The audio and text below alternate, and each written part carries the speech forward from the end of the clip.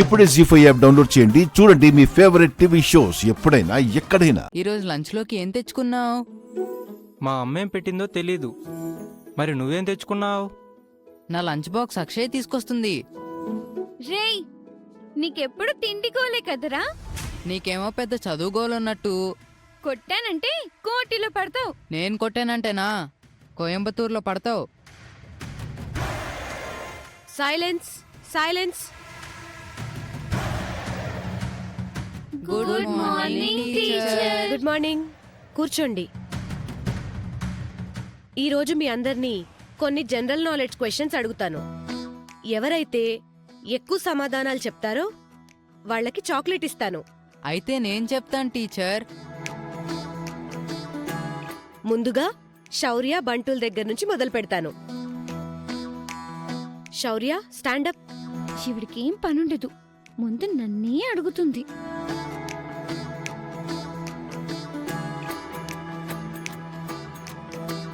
India gate ఏ ప్రదేశంలో నిర్మించబడింది? చెప్పు శౌర్య. అది అది న్యూఢిల్లీ.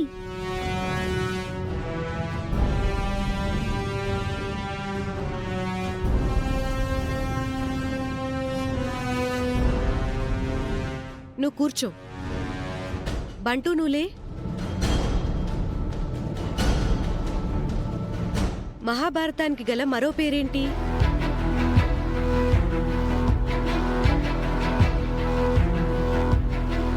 జయ సంహిత.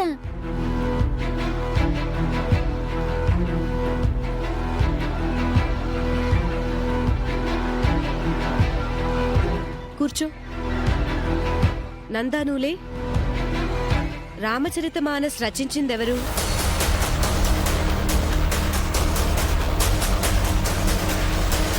తులసీదాస్.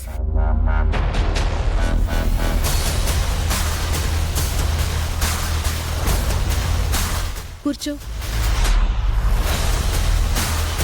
ఎవరక్కడా? లోపలికి రండి.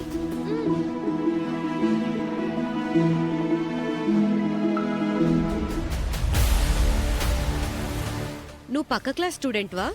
కాదు టీచర్, అసలు నేను ఇప్పటి వరకు స్కూల్కే వెళ్ళలేదు. మరి నీకు ఈ ఆన్సర్స్ అన్నీ ఎలా తెలిసాయి? మా ఇంట్లో ఉంటుంది టీచర్. నా బుక్స్ అన్నీ చదువుతుంది. స్కూల్కి వెళ్లకుండా ఇంత టాలెంటా? గ్రేట్. నేనేది చదివినా విన్నా చాలు టీచర్, గుర్తు పెట్టుకుంటాను. ఒక్కసారి చెప్తే చాలు. అవునా? కాస్ట్లీ కార్లలో రావడం కాదు, అక్షయం చూసి బుద్ధి తెచ్చుకోండి. అలంకరణ మీద ఉన్న దృష్టి, అల్లరి మీద ఉన్న దృష్టి చదువు మీద కూడా ఉండాలి. చూడమ్మా, నువ్వు మీ ఇంట్లో వాళ్ళని అడిగి స్కూల్లో జాయిన్ అవ్వు. మంచి స్థాయికి వెళ్తావు, సరేనా? సరే టీచర్. Bye teacher. అందరిలో నన్ను అవమానపరుస్తావా? నీ సంగతి నేను లంచ్ బ్రేక్లో చూసుకుంటాను.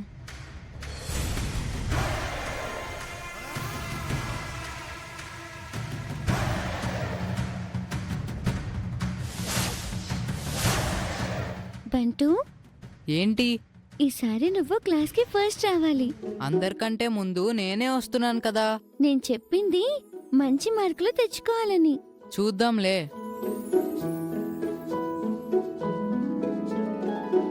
టీచర్ నిన్ను పొగిడిందని చాలా ఓవర్ చేస్తున్నావే. నీ సంగతి చెప్తానుండు.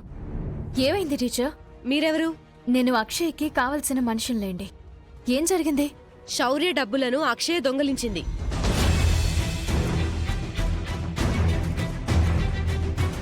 అక్షయ్ అలాంటిది కాదండి.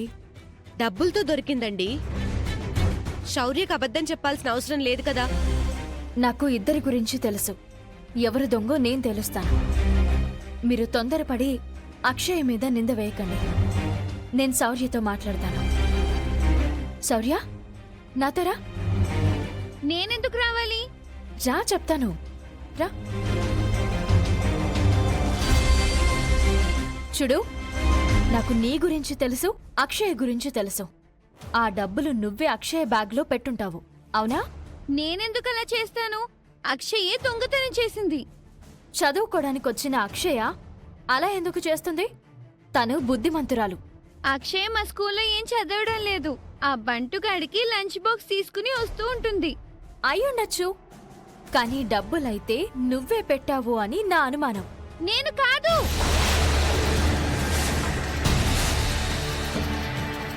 నిజంగా నువ్వు కాదా? కాదు. సరే అయితే నేను నేరుగా పోలీస్ స్టేషన్కి వెళ్ళి కంప్లైంట్ ఇస్తాను. పోలీసులు వస్తారు, పిల్లలందర్నీ భయపెట్టి అడుగుతారు. పోలీసుల దగ్గర ఎవ్వరైనా సరే నిజం చెప్పక తప్పదు కదా. పోలీసులు ముందు చిన్న పిల్లల్ని బుజ్జగించి అడుగుతారు, తర్వాత లాఠీలతో కొట్టి అడుగుతారు. అప్పుడు ఎవ్వరైనా సరే నిజం చెప్పక తప్పదు. ఏం చేయమంటావ్? నాకేం తెలీదు. తప్పు నీది కాదు, మీ అమ్మది. నిహారిక నిన్ను ఎలా పెంచిందో నాకు తెలుసు. అందుకే నువ్విలా తయారయ్యావు. మర్యాదగా నిజం చెప్పకపోతే నేను స్టేషన్కి వెళ్ళి నీ మీదనే కంప్లైంట్ ఇస్తాను.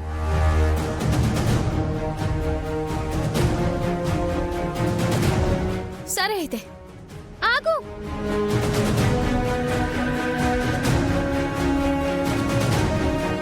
పోలీసులను పిలవొద్దు. అక్షయ్ వలన నాకు స్కూల్లో 2 సార్లు అవమానం జరిగింది. అందుకే అక్షయ్ మీద కోపంతో అలా చేశాను. ఇలా చెప్పడం వలన నువ్వేమీ తక్కువైపోవు. ఇదే విషయం అందరి ముందు చెప్పు, ఓకే? పద.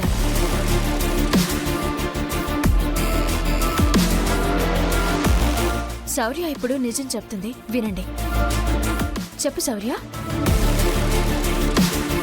టీచర్, ఆ డబ్బుల్ని అక్షయ్ తీయలేదు.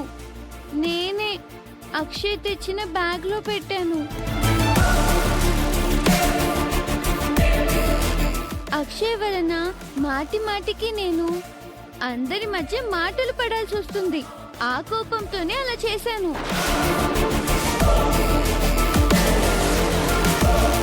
అక్షయ్ని అందరి ముందు దొంగని చేస్తే నాకు జరిగిన దానికంటే ఎక్కువ అవమానం తనకి జరుగుతుంది కదా అని అలా చేశాను.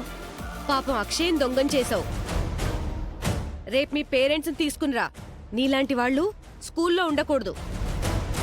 ఉంటే మిగతా పిల్లల మీద నీ ప్రభావం పడుతుంది. ఎంత బుద్ధిలేని పనిచేసావు. ముందు నీకు పనిష్మెంట్ పడాలి. ప్రిన్సిపల్ దగ్గరికి తీసుకెళ్తాను, పదా. ఆగండి టీచర్. పనిష్మెంట్ కొంతమందిలో మార్పుని తీసుకొస్తాయి, మరికొంతమందిలో పంతాలని పెంచుతాయి. పిల్లల్లో ఇలాంటి కోపతాపాలు సహజం.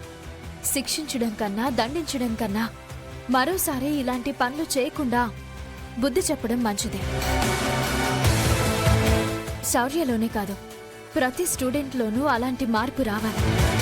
సరేనండి. జీ5 యాప్ డౌన్లోడ్ చేసి అన్ని ఎపిసోడ్స్ పూర్తి ఉచితంగా చూడండి.